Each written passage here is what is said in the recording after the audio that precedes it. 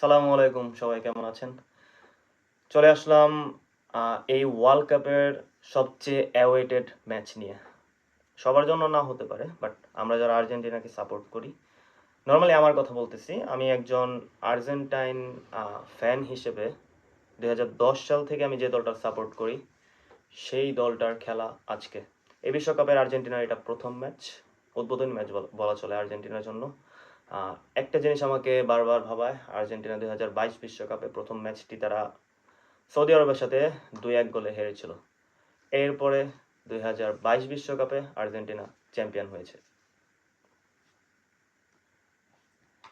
আচ্ছা, যাই হোক, আলজেরিয়া নিয়ে বেশি কিছু বলবো না সেরকম। হয়তো কিছু কিছু প্লেয়ার আপনারা চিনবেন আলজেরিয়ার, যেমন রিয়াদ মাহরেজ, মিডফিল্ড পজিশনে বেন্তেলেব এবং হুসাইন আওরার। এই দুইজনকে নর্মালি চেনার কথা, ইউরোপিয়ান ফুটবল অনেকদিন যাবৎ খেলেছে। আর রায়ান আত নৌরি, যিনি ম্যানচেস্টার সিটিতে বর্তমানে লেফট ব্যাক পজিশনে খেলে থাকে। আর গোলকিপার পজিশনও অনেকটা সারপ্রাইজিং কল হতে পারে অনেকের জন্য। সেখানে আপনারা লুকাস জিদানকে দেখবেন, হ্যাঁ, জিনেদিন জিদানের ছেলে। জিনেদিন জিদানেরও দুইটা ন্যাশনালিটি ছিল, যেমন আলজেরিয়ান এবং ফ্রেঞ্চ। সেখান থেকে তিনি ফ্রেঞ্চটাকে বেছে নিয়েছিলেন। তার ছেলের ক্ষেত্রে বিষয়টা একটু ভিন্ন। তিনি তার জন্মভূমি তো বলা চলে না, তার পিতার জন্মভূমি আহ, যেটা আলজেরিয়া, সেটাকে বেছে নিয়েছেন।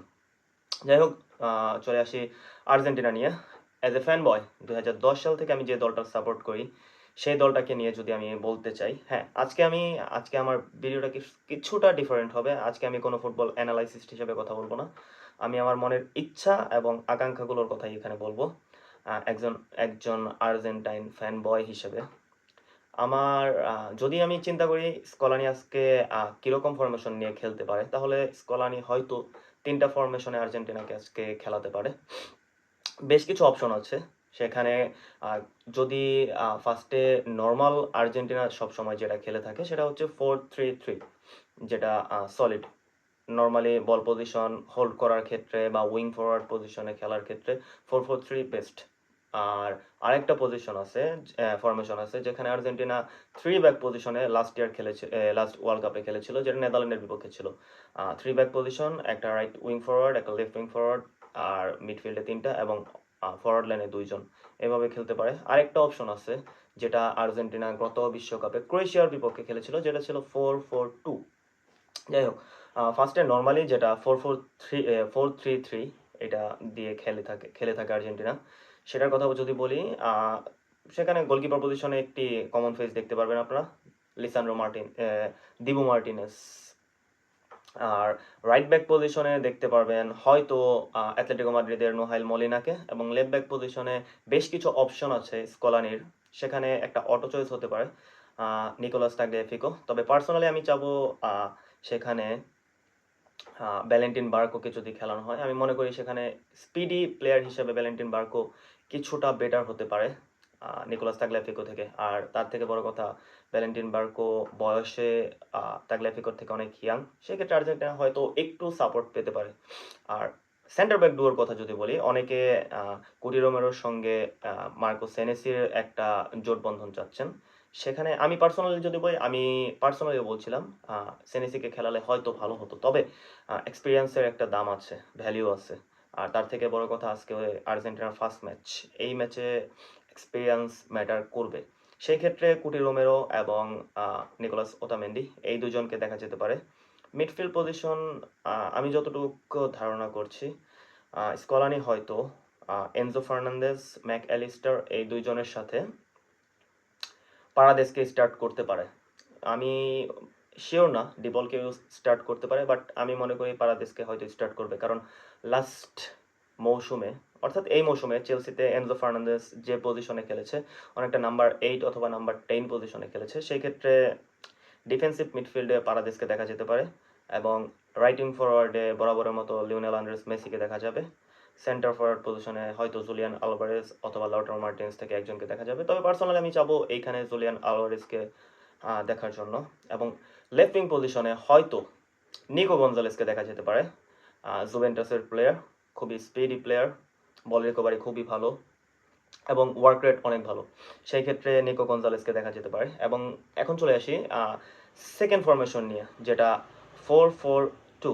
এই ফরমেশনে যদি খেলে থাকে তাহলে একটা নাম আপনারা আমার প্রত্যেকটা ফরমেশনে বা লাইন আপের ক্ষেত্রে কমন দেখতে পারবেন, সেটি হচ্ছে দিবো মার্টিনেস, আর্জেন্টিনার গোলরক্ষকের সবচেয়ে বড় ভরসা। আর্জেন্টিনায় হয়তো দুইজন আরও গোলকিপার আছে, আপনারা হয়তো অনেকে জানেন না, একজন হচ্ছে মুসো, একজন হচ্ছে রুলি, দুইজন খুবই ভালো গোলকিপার। মুসো লাস্ট এই সিজনে, অর্থাৎ যে সিজনটা শেষ হয়েছে এই সিজনে অ্যাথলেটিকো মাদ্রিদের ফার্স্ট চয়েস গোলকিপার ছিল, কারণ অবলাক প্রায় হাফ সিজনের বেশি ইনজুরি ছিল, সেই কারণে মুসোকে দেখা গেছে অ্যাথলেটিকো মাদ্রিদের ফার্স্ট চয়েস কিপার হিসেবে খেলতে হয়েছে।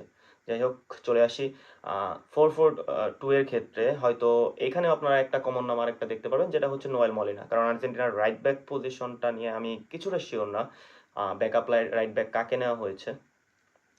আর লেফট ব্যাকে হয়তো এখানে তাগলাফিকোকে দেখা যেতে পারে, যেহেতু 4-4-2, কারণ তাগলাফিকো অনেকটা অফেন্সিভ মাইন্ডেড প্লেয়ার, ভ্যালেন্টিন বার্কোকে দেখা যেতে পারে, তবে তাগলাফিকো হয়তো এখানে ফার্স্ট চয়েস থাকবে।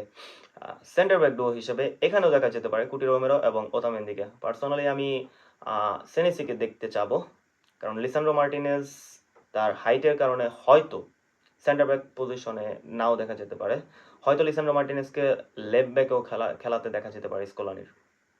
আর চারটা মিডফিল্ডের ক্ষেত্রে এখানে আমি অবশ্যই চাবো রাইট মিডফিল্ড পজিশনে গুয়াইলিয়ানো সিমিওনেকে দেখার জন্য, অ্যাথলেটিকো মাদ্রিদের প্লেয়ার, দিয়াগো সিমিওনের ছেলে। তবে দিয়াগো সিমিওনের ছেলে এটা তার কোনো পরিচয় না, তিনি তার পরিচয় নিজে অর্জন করেছে, অ্যাথলেটিকো মাদ্রিদের প্লেইং 11-এর প্লেয়ার, খুবই ওয়ার্ক এথিক্স প্লেয়ার, বল রিকভারি খুবই ভালো এবং খুবই পরিশ্রমী প্লেয়ার। রাইট মিডফিল্ডে হয়তো গুয়াইলিয়ানো সিমিওনেকে দেখা যেতে পারে। লেফট মিডফিল্ডে এখানে একটা সারপ্রাইজিং কল হতে পারে, সেটা হচ্ছে ভ্যালেন্টিন বার্কো। অনেকে হয়তো আমার কিছুক্ষণ আগে বলবেন লেফট ব্যাক পজিশনে ভ্যালেন্টিন বার্কোর কথা বললাম, এখন আবার লেফট মিডফিল্ডার পজিশনে ভ্যালেন্টিন বার্কোর কথাই বলছি। হ্যাঁ, আপনারা ধরতে পেরেছেন ঠিকই, Valentin Barco is a very versatile player. He can play as a left back, he can play as a centre mid, he can play as a left mid. অবশ্যই তিনি 3-4টা পজিশনে খেলতে পারে, আর ওয়ার্ক এথিক্স অনেক ভালো, সেক্ষেত্রে আমি চাবো লেফট মিডফিল্ড পজিশনে যেন ভ্যালেন্টিন বার্কোকে খেলানো হয়।